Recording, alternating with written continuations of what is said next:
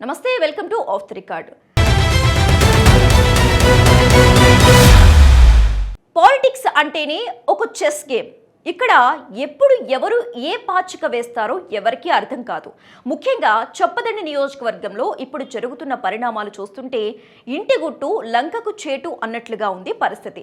సొంత రాష్ట్ర ప్రభుత్వం నిధులు ఇవ్వకపోయినా పర్వాలేదు, కానీ పక్క రాష్ట్ర డిప్యూటీ సీఎం నిధులు ఇస్తుంటే మన నాయకులు చప్పట్లు కొట్టడం ఏంటని జనం డిస్కస్ చేసుకుంటున్నారు. ఇటు మేడిపల్లి సత్యం, ఇటు సుంకే రవిశంకర్ ఇద్దరి మధ్య సవాల్ ప్రతి సవాల్తో రాజకీయం వేడెక్కింది. మరి అసలు ఏం జరుగుతోంది? చొప్పదండి డెవలప్మెంట్ విషయంలో రియాలిటీ ఏంటి? Let's watch this story.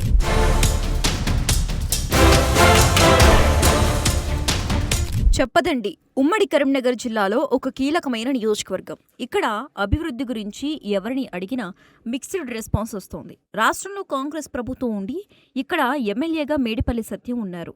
కానీ అభివృద్ధి నిధుల విషయంలో మాత్రం కథ అడ్డం తిరిగింది.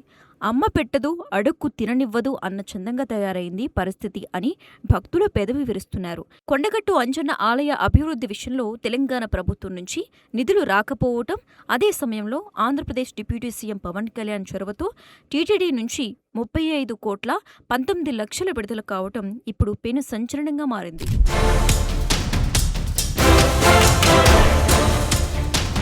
రీసెంట్గా కొండగట్టు అంజనను దర్శించుకున్న పవన్ కళ్యాణ్ భక్తుల కోసం భారీ సత్రం 96 గదుల నిర్మాణానికి శంకుస్థాపన చేశారు. అయితే ఇక్కడే అసలు ట్విస్ట్ ఉంది.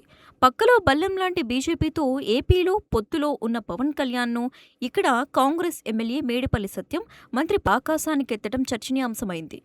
పవన్ మాట్లాడుతుంటే వీరు చప్పట్లు కొట్టడం చూసి అడగనిదే అమ్మైనా సరే అన్నం పెట్టదు అన్నట్లు మన నిధుల కోసం పక్క రాష్ట్రం వైపు చూడటం ఏంటని జనం ప్రశ్నిస్తున్నారు.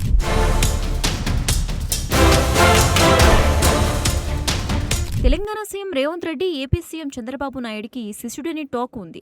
ఈ క్రమంలోనే ఆయన అనుచరులైన ఇక్కడి ఎమ్మెల్యేలు పవన్ కళ్యాణ్ ద్వారా మరిన్ని నిధులు రాబట్టాలని చూడటం ఏంటని విమర్శలు వస్తున్నాయి. కొండగట్టు చుట్టూ గిరి ప్రదక్షిణ కోసం కూడా టీటీడీ వైపు చూడటం, ఇల్లు వాకిలి చూసుకునేవాడు ఊరంతా తిరిగినట్టు ఉందని ప్రత్యర్థులు విమర్శిస్తున్నారు. 2 ఏళ్లుగా అధికారంలో ఉండి కూడా ₹1 తేవటం చేతగాక పొరుగు రాష్ట్రం మీద ఆధారపడటం ఏంటనేదే ఇక్కడ మెయిన్ పాయింట్.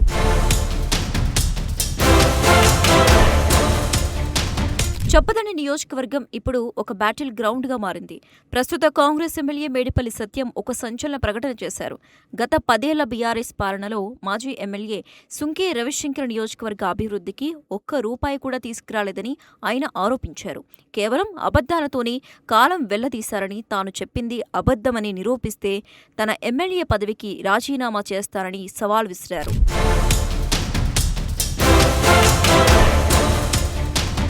మేడిపల్లి సత్యం విసిరిన ఛాలెంజ్ను సుంకే రవిశంకర్ అంతే వేగంగా స్వీకరించారు.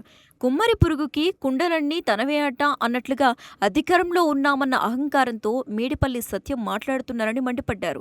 నియోజకవర్గంలో తాను చేసిన సిమెంట్ రోడ్లు, డ్రైనేజీ వ్యవస్థ మరియు సంక్షేమ పథకాల లబ్ధిదారుల లెక్కలు తన వద్ద ఉన్నాయని స్పష్టం చేశారు. ఎవరు రాజీనామా చేస్తారో తెలుసుకుందాం, దమ్ముంటే చర్చకు రా అంటూ ఫేస్ టు ఫేస్ డిబేట్కు రవిశంకర్ ఆహ్వానించడంతో పాలిటిక్స్లో పీక్ స్టేజ్కి వెళ్లాయి.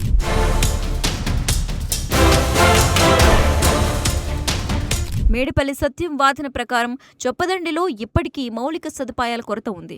10 ఏళ్లు అధికారంలో ఉండి కూడా నియోజకవర్గానికి కొత్తగా తెచ్చిన నిధులు శూన్యమని ఆయన అంటున్నారు. మరోవైపు రవిశంకర్ వర్గం మాత్రం కళ్ల ముందు కనిపిస్తున్న అభివృద్ధిని చూడలేక కాంగ్రెస్ ప్రభుత్వం కావాలనే బురద జల్లుతుందని విమర్శిస్తోంది.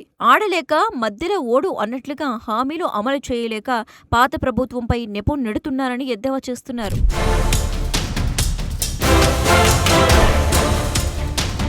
చొప్పదండి రాజకీయాల్లో ఇప్పుడు సెగలు పుడుతున్నాయి. నిన్నటి వరకు మాటల యుద్ధం నేడు నేరుగా ఓపెన్ ఛాలెంజ్ వరకు వెళ్ళింది.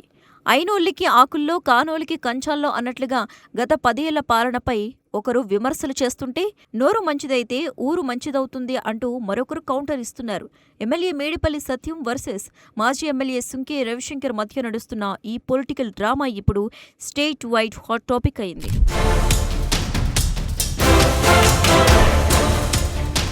ప్రస్తుతం చొప్పదండిలో పరిస్థితి ఎలా ఉందంటే నాయకులు కొట్టుకుంటుంటే మధ్యలో అభివృద్ధి బలి అన్నట్లుగా ఉంది. రాజీనామాలు, సవాళ్లు పక్కన పెట్టి అసలు నిధులు ఎందుకు రావటం లేదు, సొంత ప్రభుత్వం నుంచి ఎందుకు సాధించలేకపోతున్నారు అనే ప్రశ్నలు ప్రజల నుంచి వస్తున్నాయి.